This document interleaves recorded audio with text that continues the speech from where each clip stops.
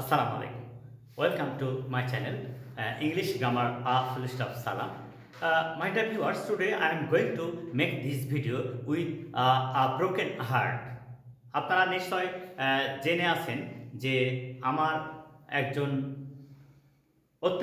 অত্যন্ত শ্রদ্ধাভাজন শিক্ষক খাজা নিজামুদ্দিন আত্রাই থানা হাটকালুপাড়া গ্রামের সরকারি প্রাইমারি স্কুলের শিক্ষক তিনি ছিলেন। তিনি অবসরপ্রাপ্ত। তার একটাই সন্তান ছিল খাজা রুস্তম রাব্বানী, যিনি ঢাকা সাভারে বিশেষ ক্যাডারদের আইসিটি প্রোগ্রামে ট্রেনিং করাতেন। আফসোস যে গত 5ই জানুয়ারি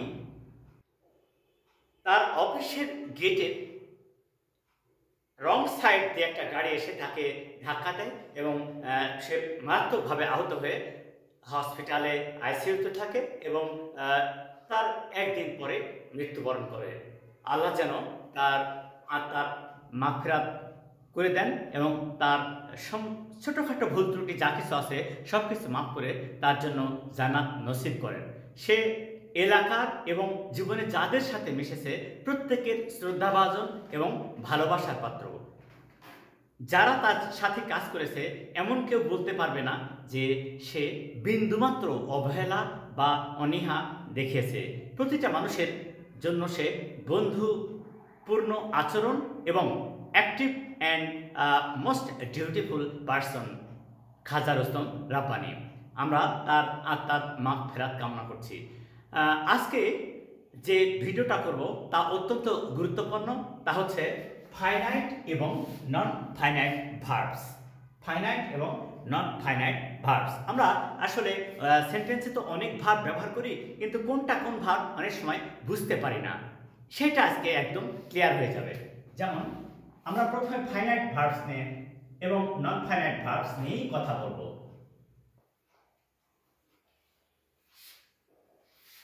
He wants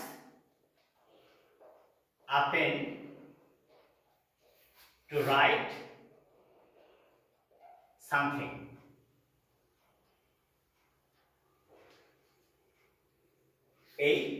তাহলে এই সেন্টেন্সটাতে কে? He subject, wants finite verb, a pen object, to write non finite verb বা infinitive.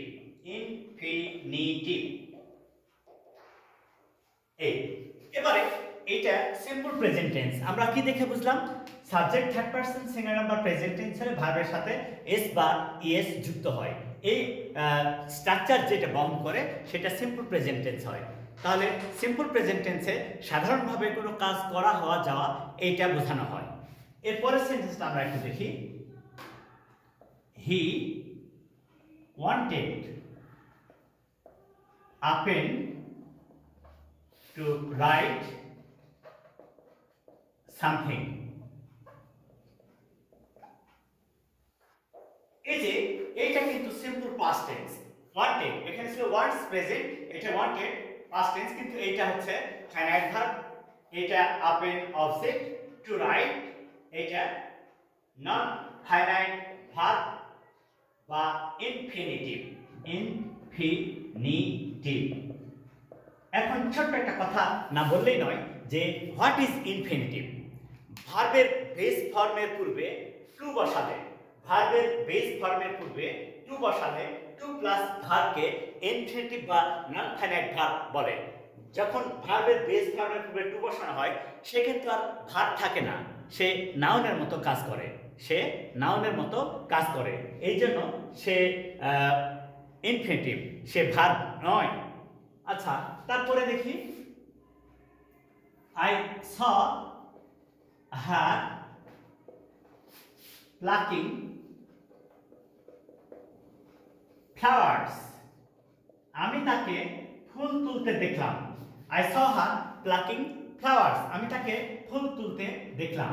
Subject finite verb, object verb plus ING, এটা নন ফাইনাইট ভার্ব বা একে বলা হয় প্রেজেন্ট পার্টিসিপল।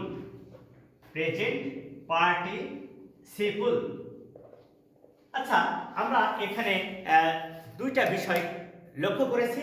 সেটা কি, যে ভার্বটি সেন্টেন্সে সাবজেক্টের সাথে ব্যবহৃত হয়ে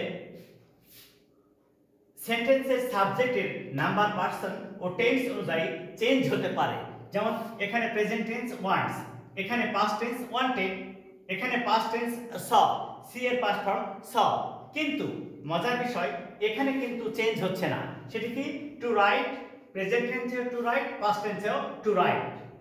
আর এটা পাস্ট টেন্স, কিন্তু পরবর্তী ভার্বের সাথে আইএনজি যুক্ত করা হয়েছে। তাহলে আমরা একদম ক্লিয়ার হয়ে গেলাম।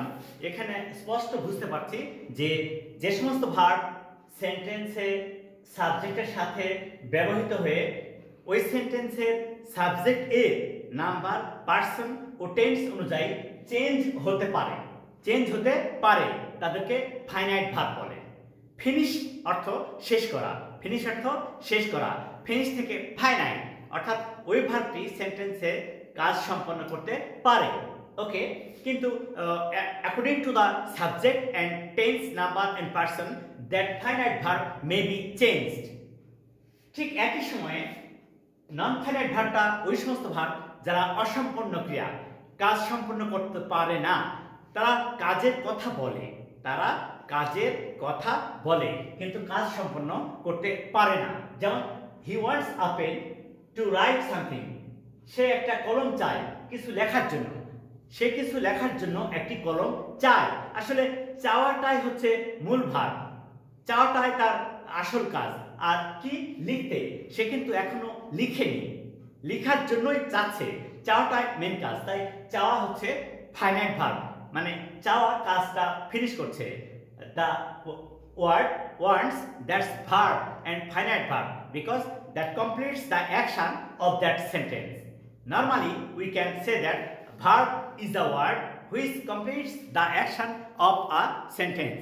So verb means action, তাহলে এটা ফাইনাইট ভার্ব। আর এখানে টু রাইট, প্রেজেন্ট টেন্সেও টু রাইট, পাস্ট টেন্সেও টু রাইট। এই ভার্বগুলো কাজের কথা বলছে কিন্তু কাজ সম্পন্ন করতে পারছে না, তাই তাকে নন ফাইনাইট ভার্ব বলে। এখানে একটা মজার কথা মনে রাখতে হবে, সেটা হলো কি, যে একটা সিম্পল সেন্টেন্সে একটাই সাবজেক্ট, একটাই ভার্ব থাকে, ফাইনাইট ভার্ব। একটা সিম্পল সেন্টেন্সে একটাই সাবজেক্ট, একটাই ফাইনাইট ভার্ব থাকে। তবে তারপরে যদি আবারও কাজের কথা বলা হয় এবং সেটা দ্বারা যদি উদ্দেশ্য প্রকাশ পায়, কাজের কথা বলবে এবং তার দ্বারা যদি উদ্দেশ্য প্রকাশ পায়, তাহলে টু প্লাস ভার্ব বসবে, আর এই টু প্লাস ভার্বকে বলা হয় infinitive, that indicates the purpose of action, মানে কাজটা করার উদ্দেশ্য প্রকাশ পায়। আর এই সেন্টেন্সটা দেখব, I saw her plucking flowers, আমি তাকে ফুল তুলতে দেখেছিলাম। তাহলে দেখেছিলাম এটাই কিন্তু মূল ভার্ব বা কাজ শেষ করছে। আর ফুল তুলতে, এখনো সে তুলেছে বা তুলবে এরকম বলা হয়নি, বা তুলেছিল তা বলা হয়নি, এমনি ফুল তোলার কাজের কথা বলতেছে, এই জন্য এটা হচ্ছে নন ফাইনাইট ভার্ব। এখন কখন টু প্লাস ভার্ব হবে, কখন ভার্ব প্লাস আইএনজি হবে? ইয়েস, ফাইনাইট ভার্বের পরে যদি আবারও ভার্ব বসে এবং যদি তা গতিশীল অবস্থা প্রকাশ করে, তাহলে হবে ভার্ব প্লাস আইএনজি। আর এই ভার্ব প্লাস আইএনজি কে বলা হয় নন ফাইনাইট ভার্ব বা প্রেজেন্ট পার্টিসিপল। আর দ্বিতীয় ভার্ব দ্বারা যদি কোনো কাজের উদ্দেশ্য বোঝায়, তাহলে হবে টু প্লাস ভার্ব। আর এই টু প্লাস ভার্বকে বলা হয় ইনফিনিটিভ। আর ইনফিনিটিভ কোনো কাজের উদ্দেশ্য প্রকাশ করে। So my dear viewers, please follow this video from the beginning to the end and try to understand finite and non-finite verbs. And please subscribe my channel, share it to your friends and tell them to share and subscribe. Assalamu alaikum.